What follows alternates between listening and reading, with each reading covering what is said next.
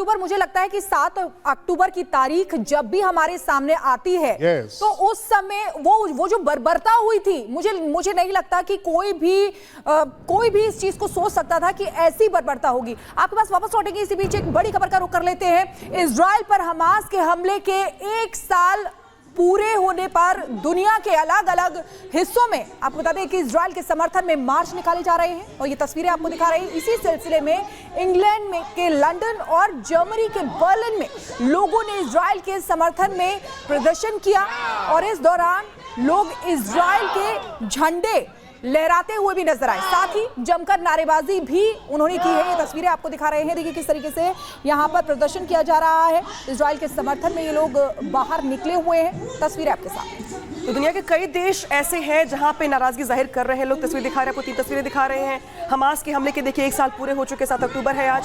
London में प्रदर्शन किया जा रहा है, बर्लिन में प्रदर्शन किया जा रहा है। दरअसल ये वो लोग हैं ये जो मान के चल रहे हैं कि जो इजराइल के सामने सर्वाइवल की चुनौती है वो इस लिहाज से भी महत्वपूर्ण है क्योंकि आज 1 साल हो चुके हैं। और यूके देवनाथ जी, जब हम ये मान के चल रहे हैं कि इजराइल हमला करेगा ईरान पे, तो उस हमले का क्या कुछ कनेक्शन है 7 अक्टूबर से? ये वेट एंड वॉच इसीलिए किया जा रहा था कि 7 अक्टूबर आ जाए, 1 साल पूरे हो जाए, तब माकूल जवाब दिया जाए, या फिर स्ट्रेटेजी को लेकर टाइम लिया जा रहा है यहाँ पे? जी हाँ, दुनिया में काफ़ी लोग ये कयास लगा रहे हैं कि शायद आज 1 साल की बरसी पर इजराइल ईरान के ऊपर एक भयंकर हमला करेगा।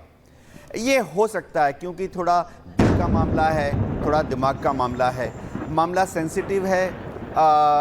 थोड़ा मनोवैज्ञानिक एंगल से भी अगर देखें तो आज अगर हमला होता है तो इजराइल के जो आम आदमी हैं, ख़ास तौर से जिन्होंने अपने 1200 भाइयों बहनों बच्चों को खोया था आज से 1 साल पहले, उनको सुकून मिलेगा। इजराइल ने आज वीडियो भी जारी किया है 1 साल के हमले होने पर। उसने जारी करके बताया है दुनिया को कि देखिए आज के दिन क्या कुछ किया गया था, जिस तरीके से हमला किया गया था इजराइल के ऊपर, क्या कुछ हालात थे, किस तरीके से बमबारी की गई थी। तो इजराइल याद दिलाना चाहता है दुनिया भर को कि देखिए हम जो कर रहे हैं वो यूं ही नहीं कर रहे हैं, हमने ये हमले झेले हैं। जी हाँ, अब मैं थोड़ा एयरफोर्स बैकग्राउंड से आपको बताता हूँ। टैक्टिकल एप्रिसिएशन, सिचुएशनल अवेयरनेस जो मेरी बताती है वो ये है कि देखिए आज ईरान के जो एयरफोर्स कमांडर हैं, ईरान के जो एयर डिफेंस फोर्सेस हैं, एंटी एयरक्राफ्ट मिसाइल सिस्टम है, वो मैक्सिमम अलर्ट पर होंगे।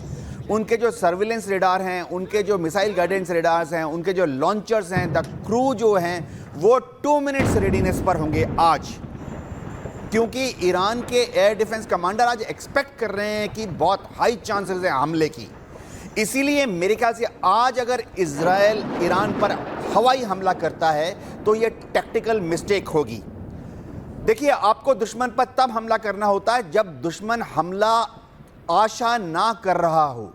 तो आज अगर इजराइल आईडीएफ के जो टॉप एयरफोर्स कमांडर्स हैं वो हमला करते हैं तो छोटा सा मिस्टेक होगा। उनको हमला तब करना चाहिए, आज नहीं और किसी समय, जब ईरान की एयर डिफेंस सिस्टम थोड़ा सा 2 मिनट्स रेडीनेस से 5 मिनट्स रेडीनेस चला जाए, या 5 मिनट्स से थोड़ा और ढीला होकर 15 मिनट्स रेडीनेस हो जाए।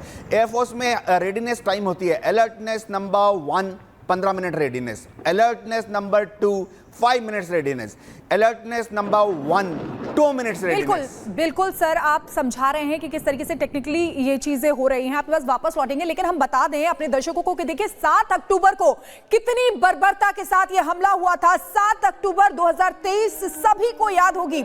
इजराइल के लिए वो काली रात थी। उस दिन हमास ने दक्षिणी इजराइल पर हमला किया। आतंकियों ने इजराइल पर करीब 5000 रॉकेट भी दागे थे। डांस फेस्टिवल चल रहा था और इस डांस फेस्टिवल को आतंकियों ने निशाना बनाया। जहां पर बच्चे थे उनको निशाना बनाया। हमास के सैकड़ों आतंकी इजराइल में उस समय घुस आए थे। महिलाएं, बच्चे, बुजुर्ग, यानी कि किसी को भी नहीं छोड़ा जा रहा था। सभी को मौत के घाट उतार दिया।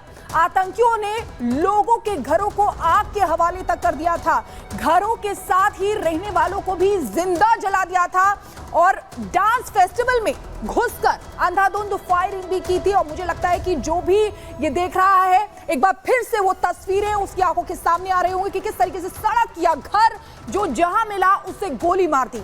आतंकियों ने महिलाओं, बच्चियों के साथ रेप भी किया था, यानी कि बर्बरता की, क्रूरता की सारी हदें पार कर दी गई थी आतंकियों की तरफ से। शैलेंद्र सर, मैं आपके पास में आना चाहती हूं। जिस तरीके से उस समय बर्बरता हुई थी, मुझे लगता है कि इजराइल का हमास को जवाब देना बिल्कुल सही था, क्योंकि हमास ने जो किया उसको यही जवाब देना चाहिए था।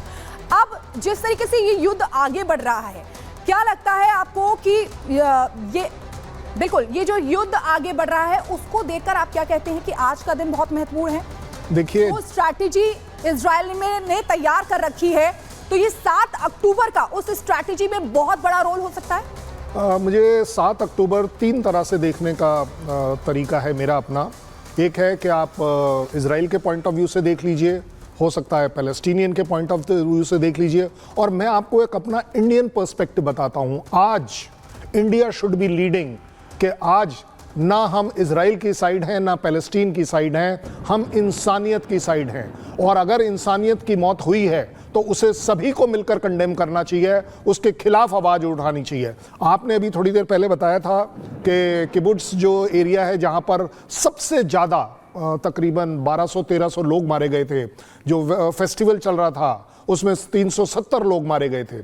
मेरे को इसमें बहुत बड़ी ऑब्जेक्शन इसलिए नहीं लगती क्योंकि बर्बरता की एक्चुअली कोई लिमिट नहीं होती, लेकिन बर्बरता की सारी लिमिट आपने उस दिन इसलिए क्रॉस करी कि आपने लाशों के साथ रेप करा और उसको आपने वीडियो कर पूरी दुनिया में फैलाया। ये है पैलेस्टीन। अगर पैलेस्टीन आपके 40,000 लोग मारे जाते हैं इस रिजल्ट के वजह से, तो आप क्यों नहीं आवाज उठाते कि उस दिन के 1200 लोग जो मारे गए, जो 250 लोग किडनैप किए गए, जिनके साथ आज तक शायद रेप चल रहा होगा, उसको आप क्यों नहीं कंडेम करते? इजराइल क्यों नहीं कंडेम करता कि यस हमने ये मारे हैं 40,000 पैलेस्टीनियन, बट हमारा एम पैलेस्टीनियन मारने का नहीं था, हमारा एम हमास का खत्म करने का है। खत्म होगा या नहीं होगा? देखिए, आज का दिन इंपॉर्टेंट होना चाहिए पूरी दुनिया में, सिर्फ इस बात के लिए कि क्या आप मानवता का एंगल उठा सकते हैं कि नहीं, जो आप नहीं उठा रहे हैं। लेकिन यूके देवनाथ सर, जो आप कह रहे थे कि इजराइल हमला तो करने की तैयारी कर रहा है ईरान पर, कब करेगा और जो भी माहौल है, चूंकि ईरान भी अलर्ट मोड पर आ गया है, तो इस अलर्ट मोड ईरान पर और जिस तरीके से ईरान की ओर से मिसाइलें तैनात कर दी गई हैं अपनी डिफेंस को लेकर के, इजराइल की स्ट्रैटेजी क्या होगी? किस तरीके से हमला किया जा सकता है, जो आपका आकलन अब तक का कहता हो? क्योंकि हमला तो होगा, लेकिन हमला ऐसा कब होगा जब ईरान को नुकसान काफी ज्यादा? देखिए, सबसे बड़ी जो दरकार है वो है कि इजराइल की कैबिनेट को डिसाइड करना है। थोड़ा अमेरिका का दबाव है कि ईरान के न्यूक्लियर साइट्स पर हमला करें या नहीं।